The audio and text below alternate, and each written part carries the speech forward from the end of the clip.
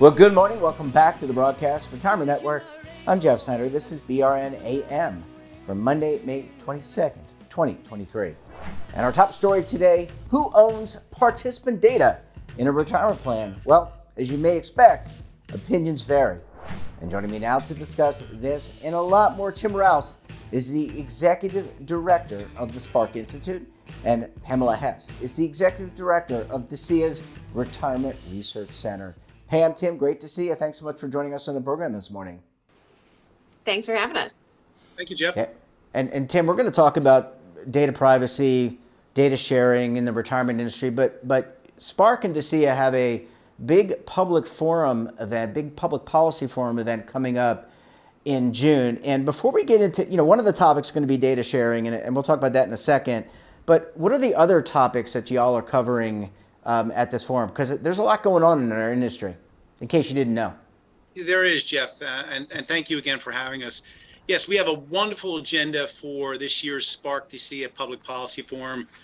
Attendees will hear from a great list of subject matter experts, starting with the head economist from the Bank of America, who will provide us with an economic update.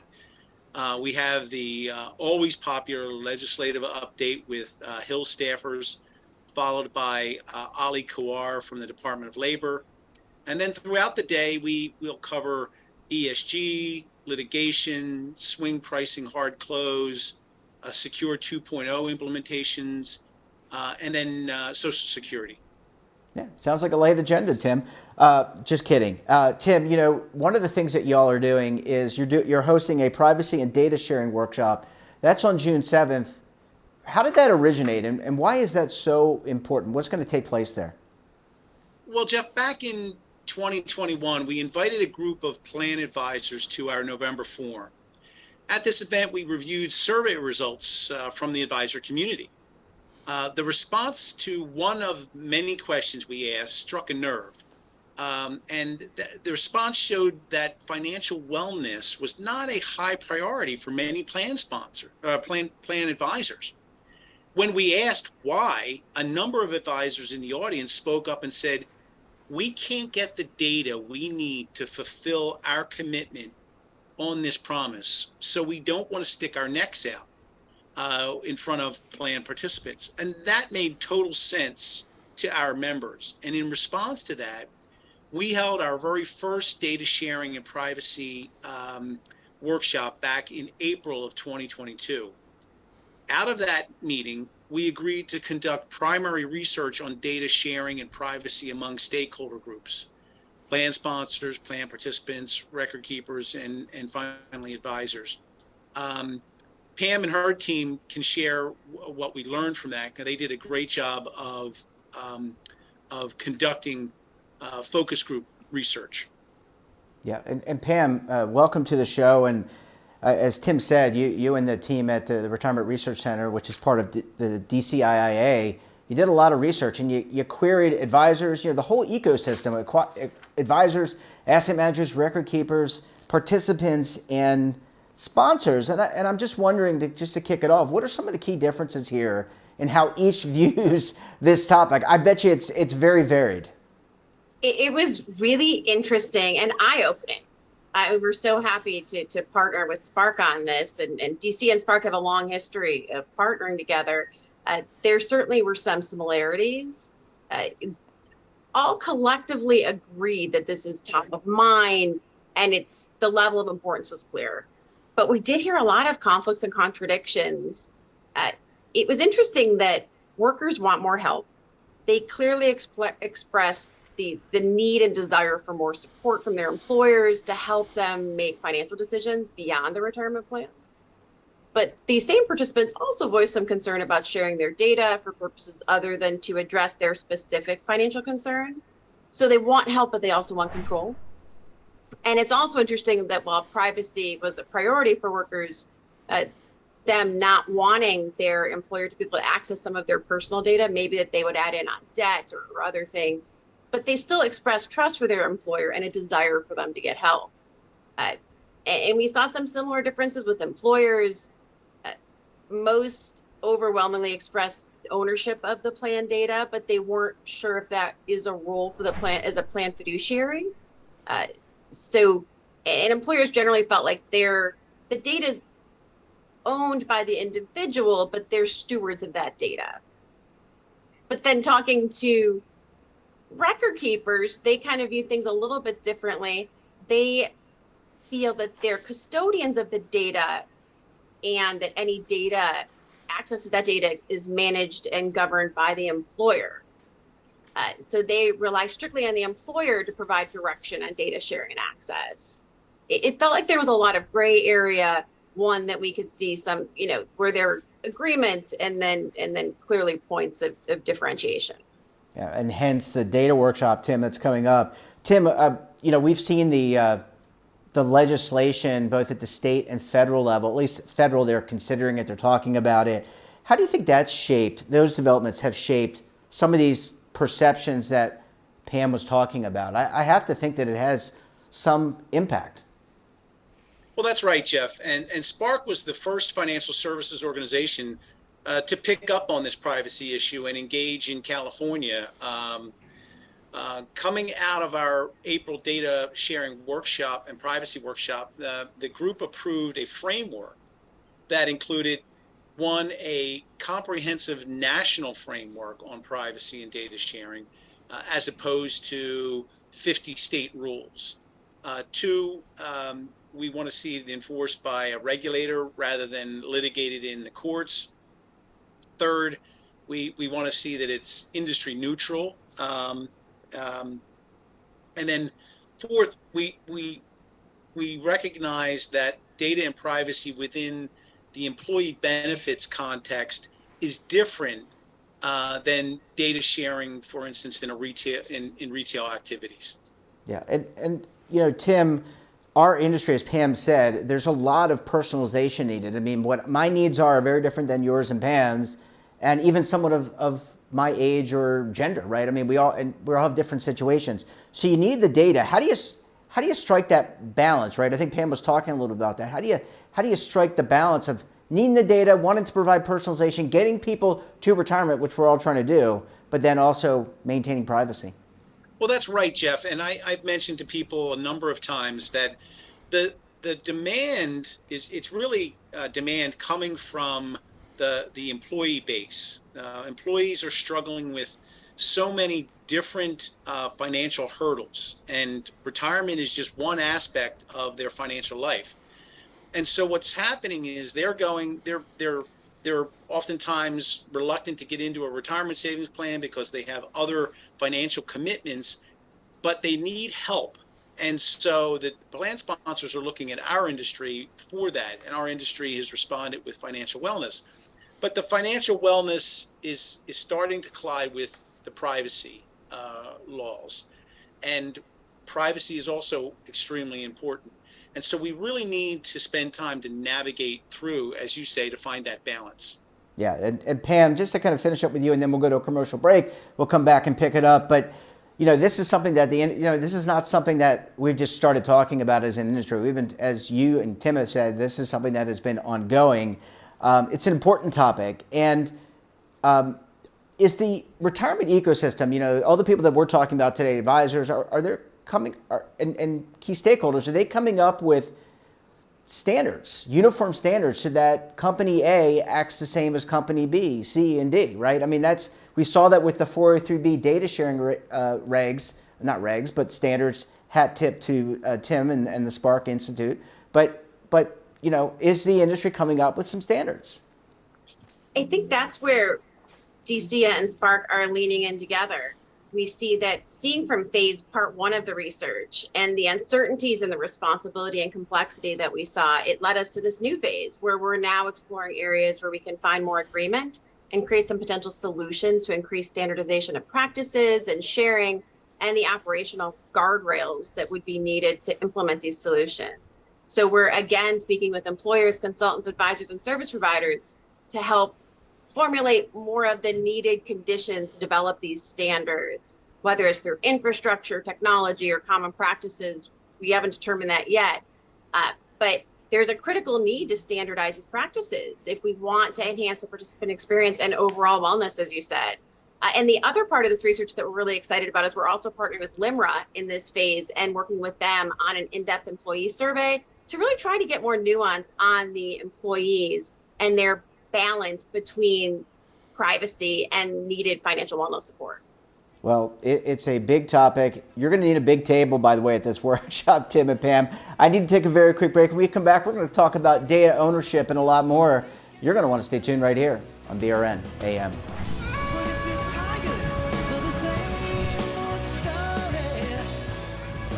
Imagine a new television network that will make you richer, healthier, and in control of your financial future.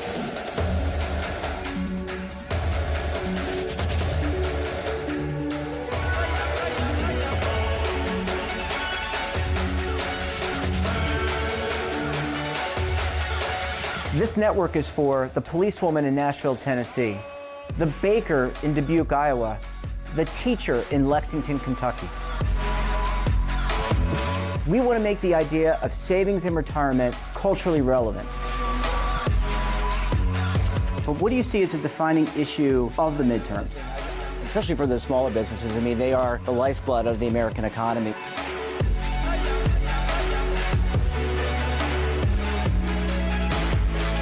Featuring exclusive interviews, current affairs, and docuseries. 33 years old, you retired early. The philosophy is money only matters if it helps you live a life that you love. But you got to start thinking about retirement as soon as you get in. The Broadcast Retirement Network will drive very high engagement with premium partnerships. So this isn't retirement and savings for your parents or grandparents. This is for all Americans. And we're going to change the way you think about money.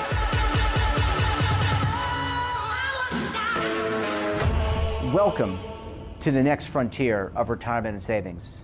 This is BRN, the Broadcast Retirement Network.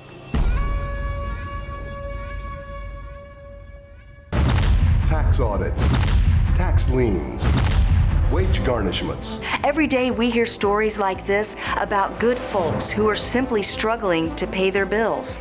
Each of them are living a frightening IRS tax nightmare, and they are afraid it will destroy their lives. I'm a divorced single mom, and my ex-husband left me and the kids with a lot of unpaid bills, including unpaid taxes. I was really starting to show my stress on my kids because the IRS had sent me a letter demanding a huge payment from me. I couldn't afford it. So then the IRS was threatening to garnish my wages. I'm already living paycheck to paycheck. That would have put me over the edge financially. It truly seemed hopeless, but then a friend at work told her to call the tax relief line. The people at the tax relief line, they told me about something called innocent spouse relief.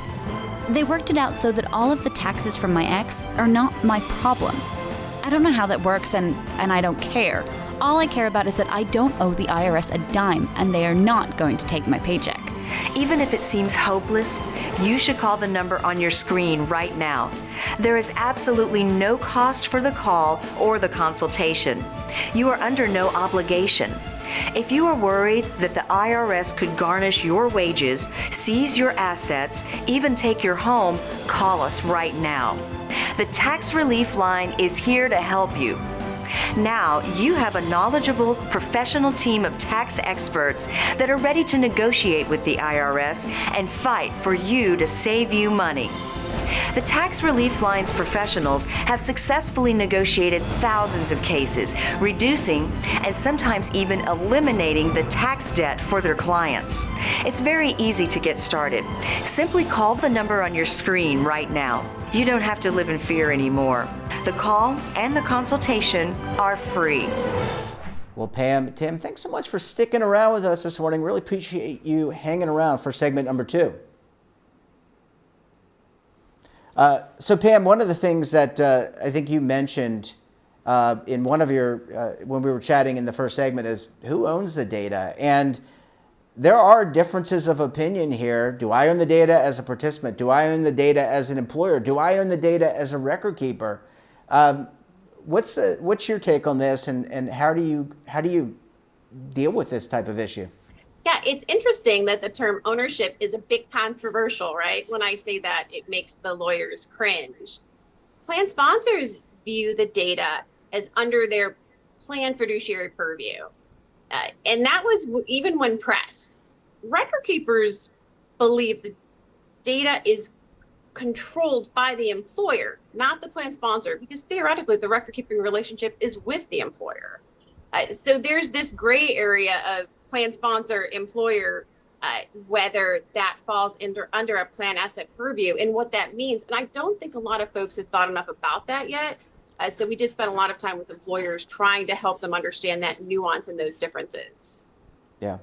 Tim, you've seen the research. Obviously, you've been partnering with Pam and the DECIA for quite some time. What's next in terms of, you've got the workshops coming up, but what's next in terms of research? Well, Jeff, I don't think any observers would be shocked to see that the various stakeholder groups in this data sharing and privacy debate have different points of view, right? Pam and her team did a great job of summarizing the points of view for each of the major stakeholders. Now, what's really important is that we bring these stakeholder groups together to see if there is a negotiated path forward on some of these areas of disagreement. And that's really the goal of our second data sharing and privacy workshop.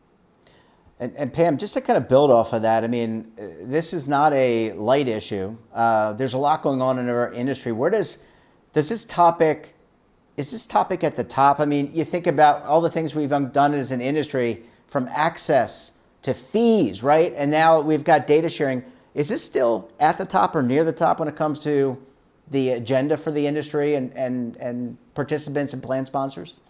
Absolutely, and it's going to stay there. The DC plan is viewed much more than a retirement savings vehicle nowadays. Employers are in a unique position to help workers with their broad financial wellness.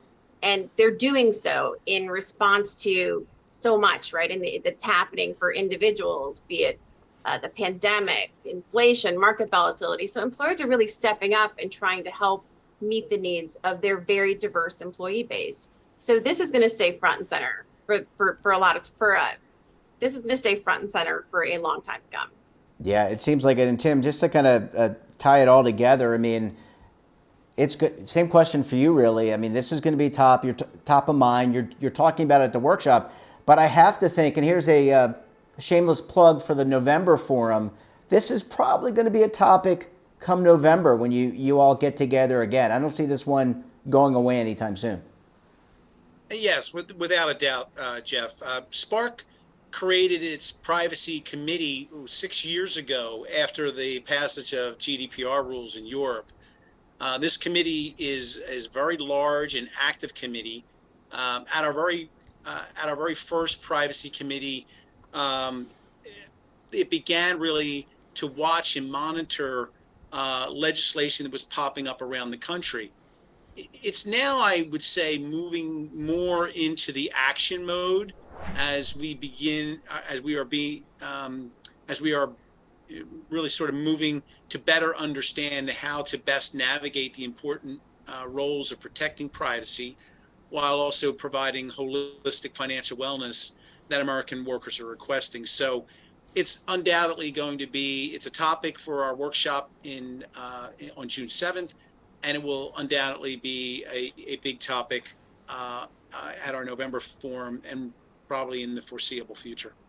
Well, Tim, Pam, it's great to see you. Thanks so much for joining us. And for those of you watching and you want to attend the DECIA Spark Public Policy Forum, you've probably seen it, but down here in the lower third, you can see how to do that through the QR code and the link. So you better hurry up and do that, because June 6th and 7th are right around the corner. Pam, Tim, great to see you. Thanks so much for joining us, and we look forward to having you back on the program again very soon. Thank you, Jeff. Thanks so much. And that wraps up this episode of BRN AM. Have a topic of interest, someone you think we should talk to, drop us a line. And don't forget, for all the latest curated news and lifestyle, wellness, finance, tech, so much more all in one place, Check out today's edition of our daily newsletter, The Morning Pulse. Want to search our archives, check out our latest content, visit our website, and of course, all of our streaming partners. We're back again tomorrow for another edition of BRN AM. Until then, I'm Jeff Snyder. Stay safe, keep on saving, and don't forget, roll with the changes.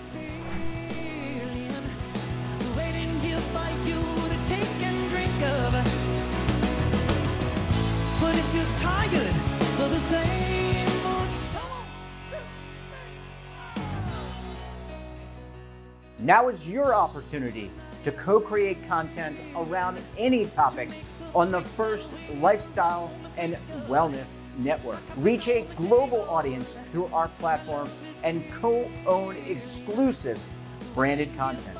All of our programs are available on demand and also as audio-only podcasts, so you can take us on the go. Broadcast Retirement Network, available anytime, anywhere, and on any device.